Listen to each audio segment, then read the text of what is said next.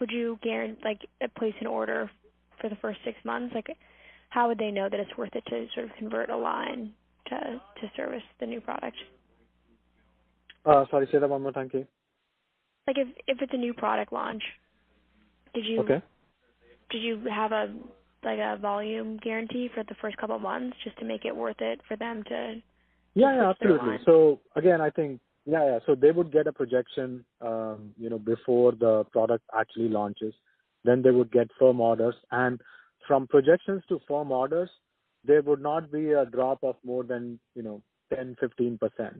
So when they were getting projections, they can plan their capacity. They can plan for, scheduling those units. They can space it out however they want to do it, as long as it is meeting our delivery expectations. And, so forecast was never a guarantee, but it was always a good directionally accurate estimate of what they would get. And the firm orders, when they would be dropped, would be, at least 80% of the forecast that they were given. So we would not guarantee at the beginning, just because a lot of those things are not known. So that's why we would guarantee a percentage and say, hey, if you win this business for this new generation shower gel, we are going to give you 80%. We haven't decided how big the launch is going to be. But if you can give us the capacity, if you have your price right, you're going to get 80% of the volume. So that's how the contract would be set. And then, as we finalize things from a retail standpoint, and as the volume and the details of the launch becomes clearer as we approach the end date, we would give out projections first, then we will give out actual orders, but we would manage to that original understanding of, hey, you're going to get 80%. So this is how it adds up to 80%. Got it. Okay. And then what about raw materials? How are those passed through in the contract? Okay. So again, the philosophy differs from company to company. For L Brands, and this was something that was managed by me and my team. So the way this was structured for L Brands was that raw materials are seen as a pass-through cost. It should not be a profit center for the vendor. They should not be making money on it. At the same time, they shouldn't be losing money on it. So we came up with a mechanism where we would adjust the raw material prices on a regular basis.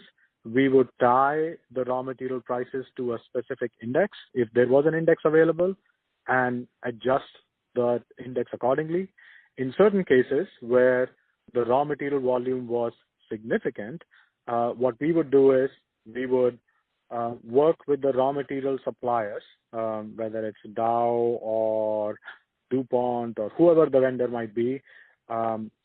We would negotiate the volume at an overall aggregate L Brands level, and then let all the contract manufacturers know that, hey, for this particular raw material, here is the price we have negotiated. Here is the vendor that you need to go to, and you need to buy this raw material from this vendor. So they would do that, and then everything would be laid out properly on their bill of materials. So we would have everything broken down to the highest level of detail with, all the formula details, including the individual raw materials, how much do they cost, how they add up, where they are coming from, so on and so forth. So we had a very detailed raw material management process, but the core philosophy was that it would be a pass-through cost to L Brands from the vendor. Got it.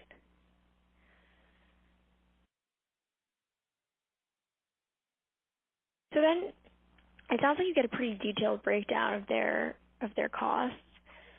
What visibility do you think that L Brands had into the profit of their vendors? Do you know the margins that your vendors are earning? Do you have that level of detail? Complete visibility. It was something that was, it was an open secret, if I can use that.